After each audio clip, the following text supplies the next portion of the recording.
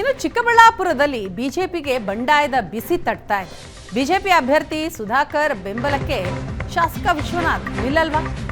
ವಿಶ್ವನಾಥ್ ಮನವೊಲಿಕೆಗೆ doctor K Sudhakar ಬಂದ್ರು, ಆದರೆ ಅವರಿಗೆ ನಿರಾಸೆ ಆಯಿತು.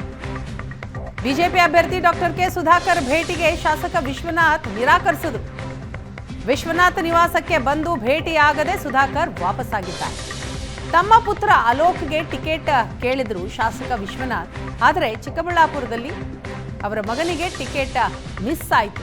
ಸುಧಾಕರ್ ಅವರಿಗೆ ಟಿಕೆಟ್ ಸಿಕ್ತು. ಇದರಿಂದ ಕೋಪಗೊಂಡಿರುವಂತಹ ವಿಶ್ವನಾಥ್ ಇವತ್ತು ಬಿಜೆಪಿ ಅಭ್ಯರ್ಥಿ ಡಾಕ್ಟರ್ ಕೆ ಸುಧಾಕರ್ ಅವರು ಭೇಟಿ ಮಾಡೋದಕ್ಕೆ ಬಂದಾಗ ಅವರನ್ನ ಭೇಟಿಯಾಗಲಿಲ್ಲ. ಸೊ ನಿರಾಸೆಯಿಂದಲೇ ಸುಧಾಕರ್ ವಾಪಸ್ಸಾಗಿದ್ದಾರೆ. ಹಲವು ಬಾರಿ ಫೋನ್ ಮೆಸೇಜ್ ಮಾಡಿದ್ದಾರೆ, ಆದರೂ ಕೂಡ ಅದಕ್ಕೆ ಉತ್ತರ ಕೊಟ್ಟಿಲ್ವಂತೆ. ಶಾಸಕ ವಿಶ್ವನಾಥ್ ಜೊತೆ ಯಡಿಯೂರಪ್ಪ ಮಾತಾಡ್ತಾರೆ ಅಂತ ಹೇಳ್ತಾರೆ.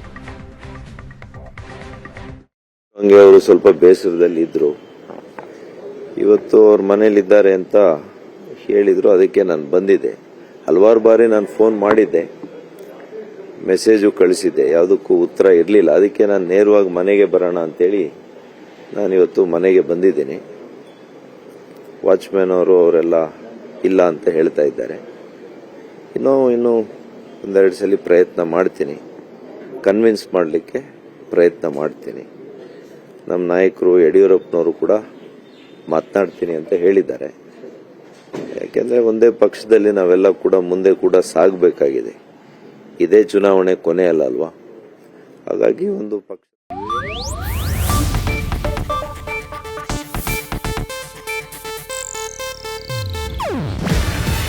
ಇದು ಏಷ್ಯಾನೆಟ್ ನ್ಯೂಸ್ ನೆಟ್ವರ್ಕ್ ಪ್ರಸ್ತುತಿ. ನೀವು ನೋಡ್ತಿದ್ದೀರಾ ಏಷ್ಯಾನೆಟ್ ಸುವರ್ಣ ನ್ಯೂಸ್.